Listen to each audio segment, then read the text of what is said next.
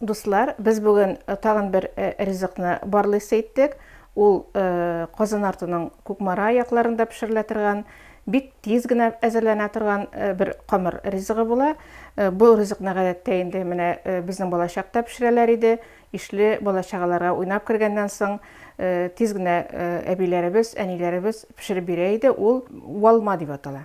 Аңлаганыңызча инде ул борчак оннан әзерләнә. Менә без алабыз сөт, менә ярты стакан чамасындагы сөт, алабыз бір йомырка,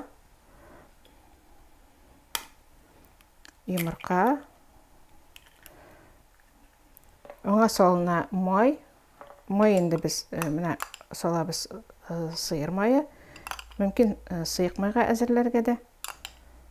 Шулай тәмле генә уалып тора торган бір ризык була ул, шуңа да ул инде уалма дип атала.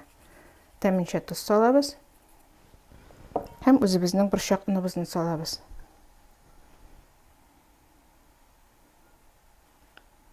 Йомшак кына шулай камыр басабыз хәзер.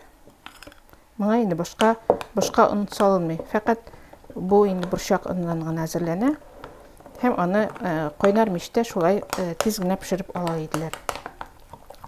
Ул шулай борчак тәме килеп тора торган, үзгә бер тәмле, әйткәнемчә инде балачагалар ашый торган, йомшак булмаган, шулай кетертеп кенә тора торган камыр ризыгы була. Камырга әз генә чәй содасы да салып җибәрәбез, чөнки монда инде әзрәк кенә йомшаклык та кирәк камырга. Безнең менә шушы уалмаларыбызны пешереп аласыбыз калды. Без аларны 180 градуслы мичкә каядыр бір ярты сәгатьтә пешереп алачакбыз.